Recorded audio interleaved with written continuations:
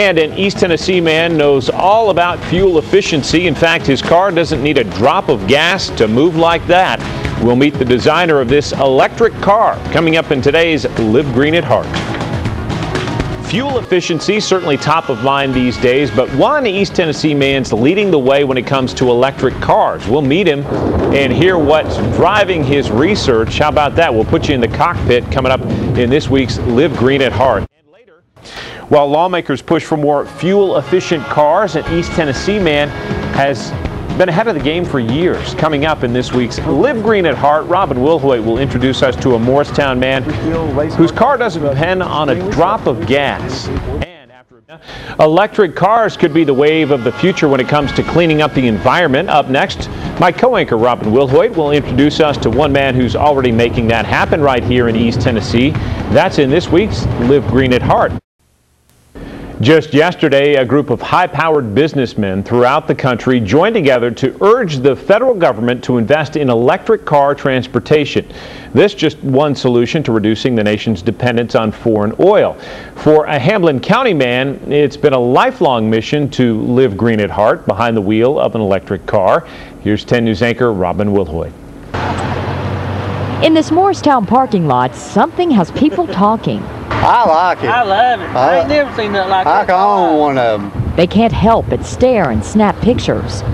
What is this? The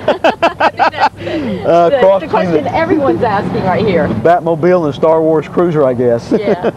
It's our electric car. John McMillan admits he's been fascinated with electric cars since he was a kid. I started out with when I was 10 years old, building a go-kart out of an electric starter motor out of a car. And I've just evolved since then. 5 years of research and construction evolved into this, a prototype he calls the Defiant, a car that runs totally on electricity. What do they say when they see this? What is some of the reaction? Speechless, most of them. They've never seen anything like it. They don't know what it is. McMillan says it's actually very simple. You've got the battery system. You've got this little box right here. It's the controller. It controls the power going into the motor, and then you've got the motor right there. And electric cars don't have to be as complex as some companies would have you believe. No gas needed here. Instead, plug it in right here, plug it in at night. McMillan says the Defiant has a top speed of 75 miles an hour. This vehicle at higher speeds gets about 225 miles to the gallon, the equivalent of it. At low speeds, 25-30 miles an hour, it gets over 350 miles per gallon, the equivalent.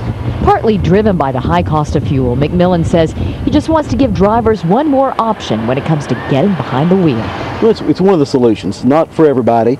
This vehicle is designed for a commuter who's traveling 30-40 miles a day and wants to get there with a little bit of style, a little class, a little pizzazz. Robin Wilhoit, 10 News. That inventor and salesman hopes to mass produce the Defiant someday. He says they would retail for around $20,000, probably under that.